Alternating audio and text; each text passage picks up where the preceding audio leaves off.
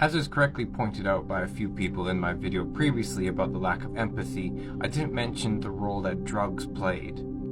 I thought instead that I would create a whole video highlighting how drugs played a pivotal role during World War II. In Nazi Germany, there was a push for strong men. Heroin addicts and those who got drunk were seen as pleasure seekers and therefore weak men. But the Nazis had a solution for this in the drug Pervitin.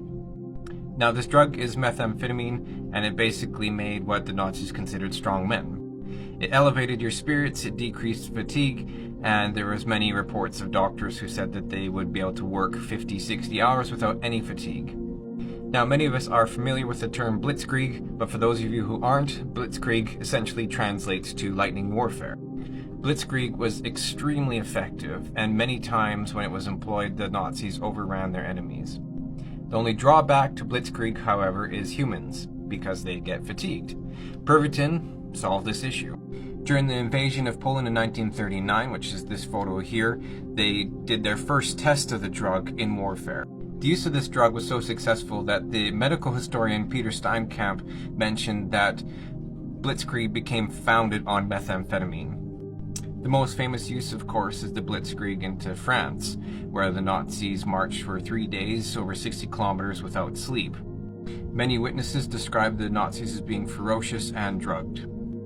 Then, of course, there's the Balkan campaign where the Nazis fought for 11 days without interruption. In all these instances, from the highest commanders to the lowliest soldiers, they were all high.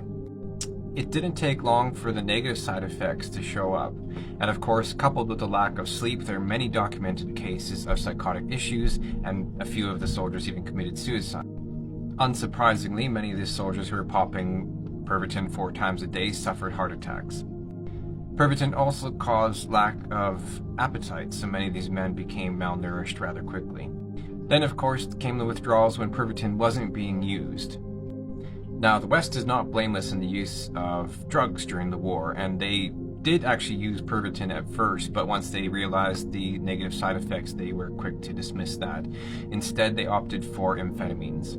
Now, amphetamines did help with fatigue, but they're more so used in elevating morale and helping the soldiers be more aggressive. Finally, we cannot talk about the use of drugs during World War II without mentioning this guy. He was on a drug called Eugodal, and I apologize if I pronounced that wrong, but it's essentially oxycodone.